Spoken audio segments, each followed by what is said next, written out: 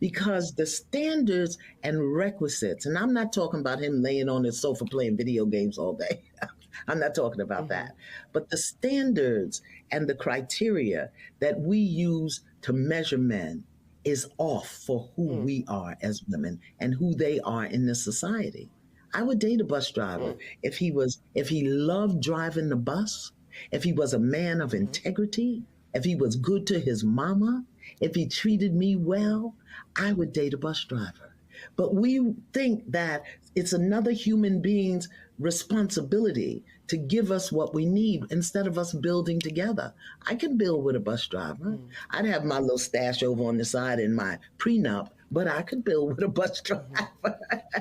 So I think some of the criteria that we look for in the reality of today keeps us Mm, unhappy, keeps us angry, mm. keeps us imbalanced. And then when the men show up, we want to beat them up because they're not living up to our standards and criteria. And it's not working, beloved. It's just not working. So it's not that it's bad or wrong, it's obsolete. Mhm.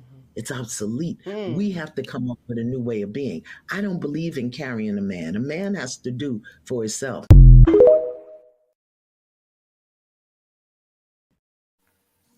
Okay.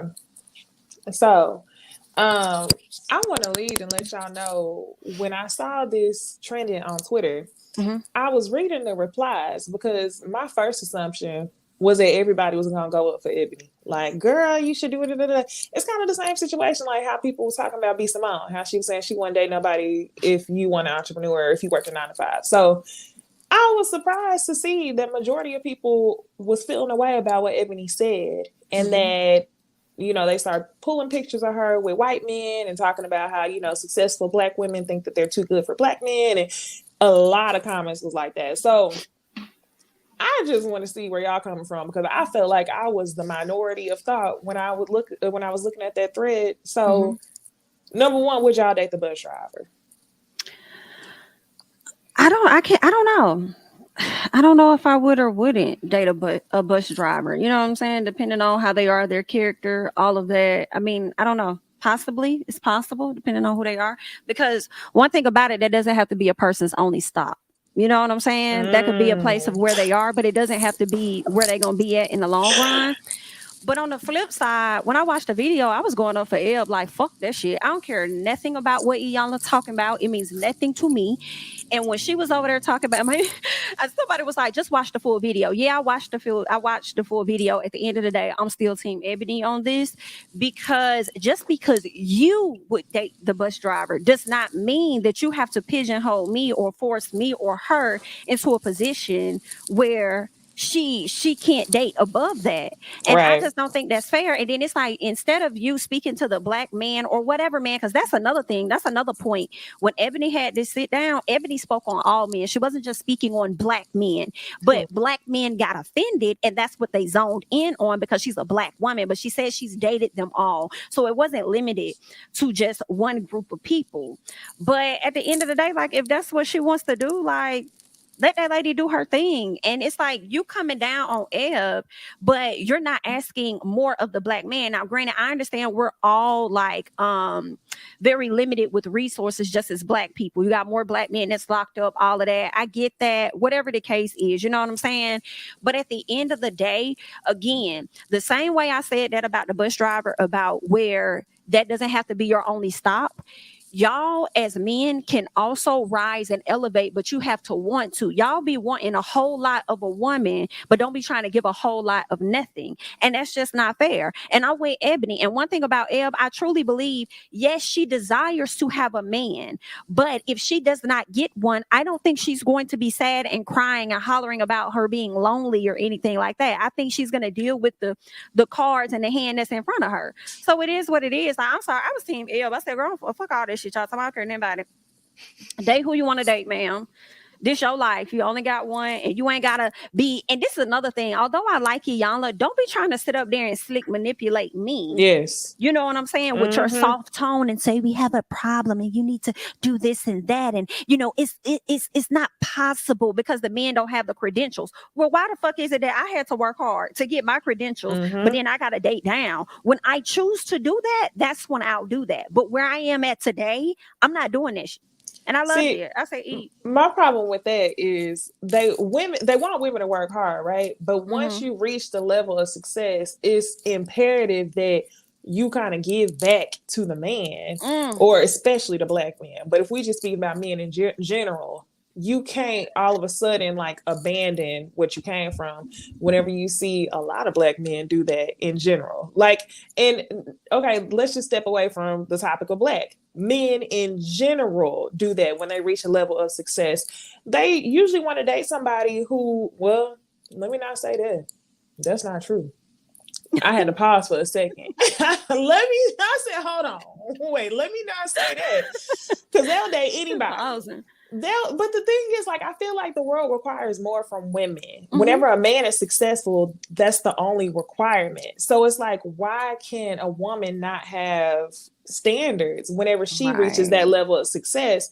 And I think it's so funny how you said that's not the only stop, because that was a pun. I was like, ooh, okay, that might not be his only stop. Like he got multiple stops.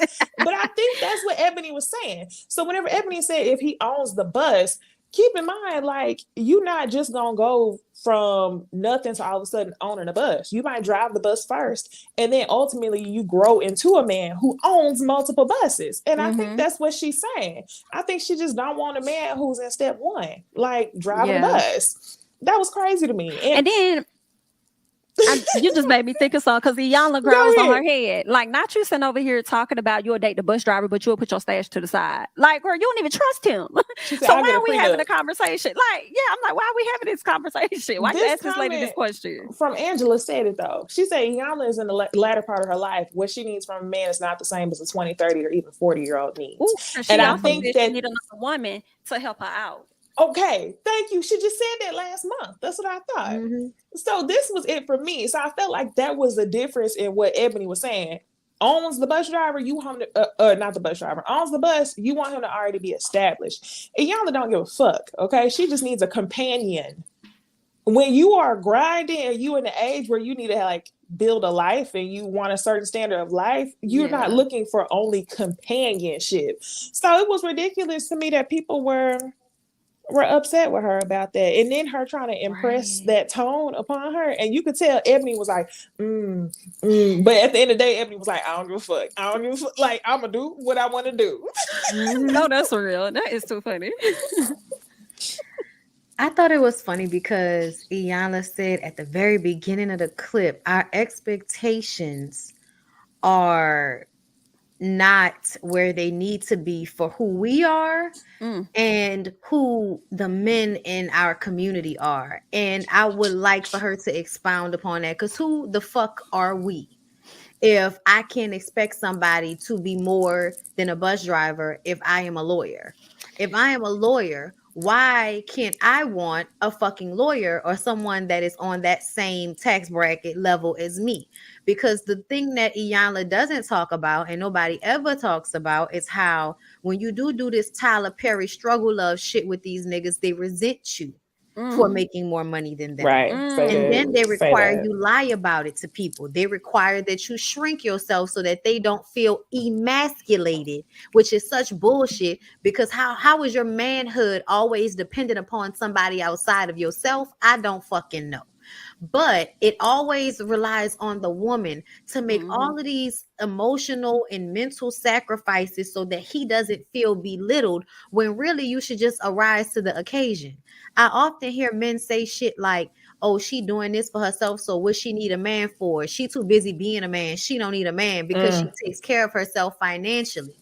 And I'm like, what is she supposed to be doing in the absence of a man? Being broke and destitute, waiting for somebody to come and save her? Like, what are you exactly expecting to be happening for grown-ass women to be doing? Waiting for some man to come and give them a lifestyle. But then when women do that, y'all call them gold diggers and say that that's wrong too. Right.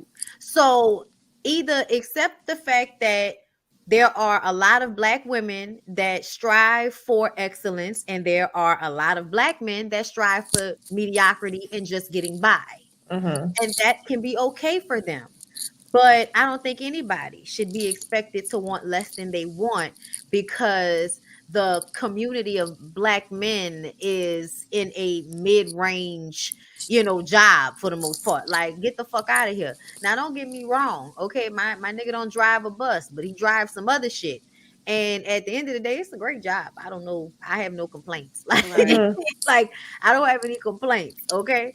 Um, I personally feel like at the end of the day, like I got with somebody that I was equally yoked with, because we are both college educated. We both work very hard. Like, when she talks about integrity and being equally yoked in that manner, I get what she means. Because if I felt like I needed somebody to have more than me all the time, I may not have given, a chance to somebody who didn't make as much as me. So I Right. understand because now he make more money than me. So, sometimes you're up, sometimes you're down. Right. So other things are important, but I don't think it's cool to expect a woman that's a lawyer to date a bus driver simply because you want black men to feel okay with being mediocre. And that's what I Right. feel like is happening. Like, what level are we on exactly? If I'm college educated and I did this shit, then why can't you? Oh, girl, and that reminds me, y'all. Last night I was watching Disappearing Acts, and it's an old HBO movie with Sanaa Lathan and Wesley Snipes. It's the perfect example of how they used to be trying to convince us to be with niggas who don't have shit, as long as they have good dick, and they try. Like, it's the Try. movies that make you fall in love with potential, because eventually the nigga might come and get it together, and then you'll have the perfect man who got it together and good dick. But at the beginning, girl, it's just gonna be a waste for good dick. That's what it's gonna be. So I'm gonna do that one, eventually Yeah. at some point. But Mhm. y'all should check that one out, because that definitely, I think, Disappear. speaks to how we've been conditioned as black women to be ride or die. And then as soon as we want to put ourselves first, everybody want to be like, "But you supposed to be ride or die, bitch." No, I'm not. Get out of my face. This next segment remind me of how I was trying to draw the similarities. So whenever women become successful, we get people like Iyanla in this conversation trying to humble them and who they date. But we know, especially with the black athletes and just men in general, when they become successful, they don't try to find a mate that's financially equal, but they try to find somebody that's out of their league physically, because women's value is in physical nature, men's is in what they can do, right? Mm-hmm. So we never require black men to humble themselves with the mate that they choose. Like, just choose somebody good for you or go back and choose another black woman. Majority of the time, they try to choose somebody exotic. So I just, all in all, think that this was an unhealthy conversation for Iyanla to have, and an unhealthy impression that she tried to put on her. And I hope she don't spread this to nobody else. Just because ultimately we're going to end up losing. Like, as women, black women specifically, we're going to end up, what are we going to get from that? So Right. oh, you muted, Bondi. Sorry. We've already been doing that. That's why I'm looking Right. at her like, so we haven't been riding and dying and taking care of niggas this whole time. That's not what we've been doing, because I feel like that's what we've been doing. Yeah, it's gonna be an L. For And sure. we not strong. Okay, we don't want to be You strong. know what's crazy though? My mom, I feel like she has that same mindset, because Disappearing Acts was her movie. And when I tell you, I called her 30 minutes in, like, "Now, ma'am, you need to explain to me why you used to like this movie like this." Okay? Because my mom is one of those very loving, saving people, but my pa was no bum. You know what I'm saying? Like, this was Yeah. somebody that was exemplary at finding a way to get paper, and finding a way to access and be in the right rooms and shit, all of that. Mm-hmm. So it's crazy to me that she has such a threshold of understanding for people when her standards were already very high. You see what I'm saying? Like, she would have dealt with a lot of shit, but she wasn't gonna deal with somebody that could not provide. And, Mm-hmm. and more than just, like, both husbands were really great providers. They may have fucked up in other areas, but excellent providers. So I be looking at her sometimes like, so like, Like she don't tell you, you know, to be with somebody that's a bum or anything. But Right. she had that same iyanla type you know, compassion for men, because they always see Black men like somebody that the world just hasn't given the proper chance to, and they keep getting knocked back.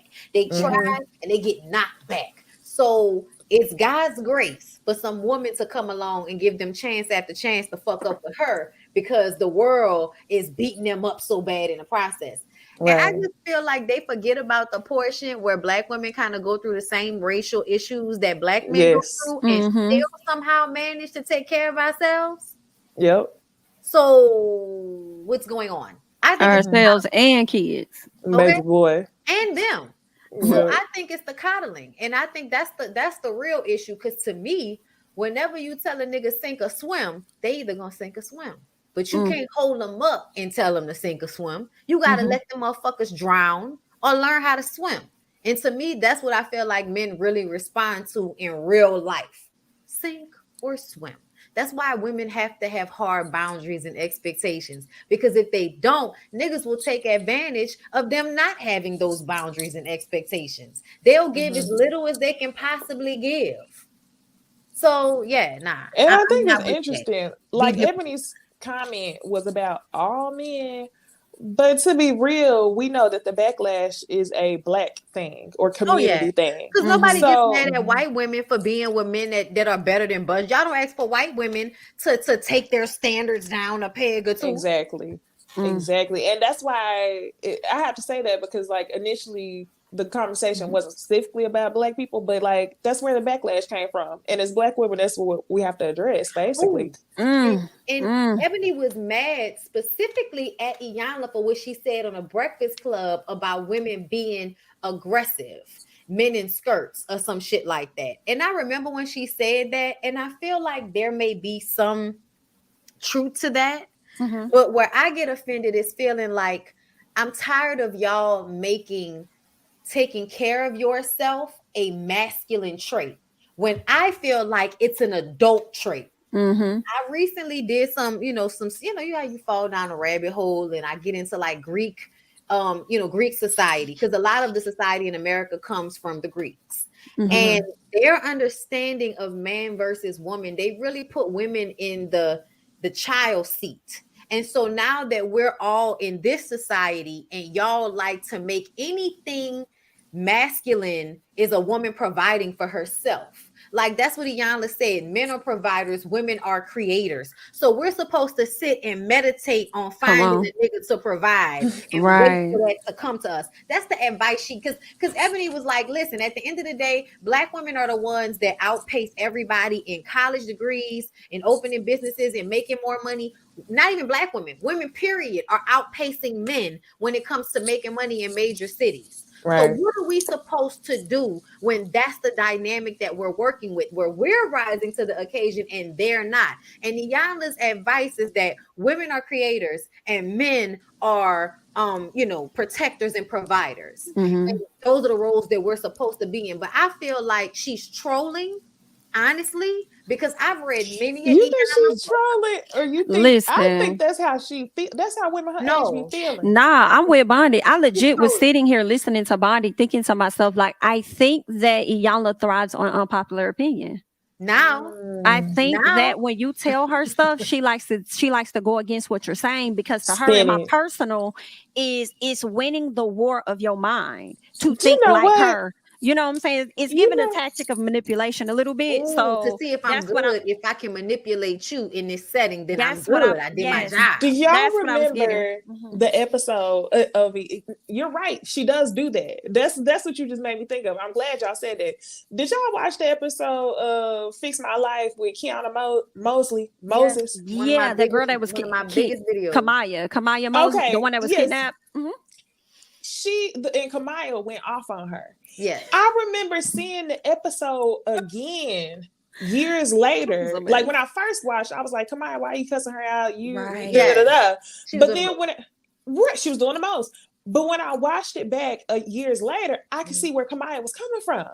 Because Iyanla would not get up off the brakes. Like if she was raised as one person, you cannot like drill into her brain that she's somebody else. Mhm. So it was just and what that episode to me was her manipulating her into that thought. And I think Iyanla got more frustrated that Kamaya wasn't seeing her point of view. And that's where all that came from. Like, it was an episode. Watch that again. Yeah, Right? it was an episode of pure manipulation, in my opinion. Because now I feel like I kind of see where the girl came from, like her point of view, and she does do that. And just now, like once you said that, you're right. She does. I can see her doing that. I'm gonna tell you why. For real, I feel like she trolling. Because I feel like I've read many of her books, y'all. This lady was very influential in me growing up as a teenager. And a lot of what she taught is being independent and taking care of yourself. And I do believe there's a part of this where older women don't require as much because they may have their things. So what they require is different. But I still feel like she's trolling because I can specifically remember her like not advocating for this type of shit. Like, take accountability, take responsibility. If somebody isn't on the level they're supposed to be, then maybe they're not supposed to be in your life type of thing. Like, this is the type of shit that I would hear her talk about before. She's also lost like a lot, like lost her money. And now she turns that into this bullshit she's talking about. But she does a lot of studying in African tradition and African spirituality. And none of the way African people, like, and I'm just saying, I'm making a broad generalization, but in like pre-slavery, there were different identifications for women. The way we identify women and men now comes from European mindsets on things. The way they felt about women, the way they felt about men, the way they felt about the family dynamic and the hierarchy in society. Everybody, if you do enough Googling, you'll know that a lot of African civilizations were matriarchal societies. Women had rights. Women had power. Women had, women were fucking, warriors and shit in Africa. Like, you know what I'm saying? Come on now.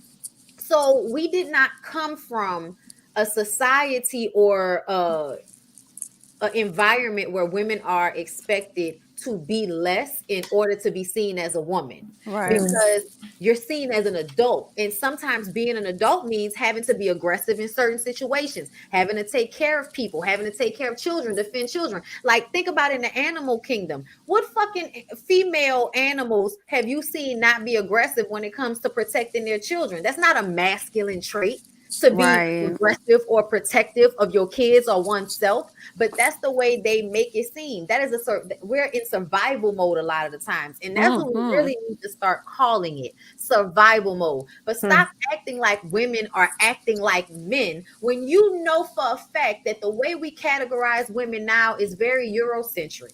So when she was talking, I was like, I know you full of shit because I know you studied a lot of African spirituality, and most African like dynamics back in the day, the women were the matriarchs. They're the ones that gave people the information. So that's why I was just kind of like, I don't believe what she's saying right now. It seems like you're trolling so that whatever you have going on can pop off. Is your podcast not doing as good because you're not on television anymore? Like, I feel like it's giving that. And now I have to get on the radio and do interviews and say things that might, cause an uproar, but fit with the old bitch mindset that I might have at this point if people aren't paying attention. But I've been paying attention to the lady. So that's why I feel like I don't know what you got going on right now, but it's on some bullshit. For sure. Yeah. Well, we're going to have to keep watching because I'm sure another clip is going to come out from another interview and we'll see if she keep that same mindset. But I feel like this is a great way to transition into some bullshit, and that is Brian McKnight, y'all. One less cry, one less cry. Girl, that song just came on. I'm sorry. Girl, he need to start back at 1. Those songs meant nothing. Anytime, what do I ever? Okay, I don't know the words, but yeah. This man is trending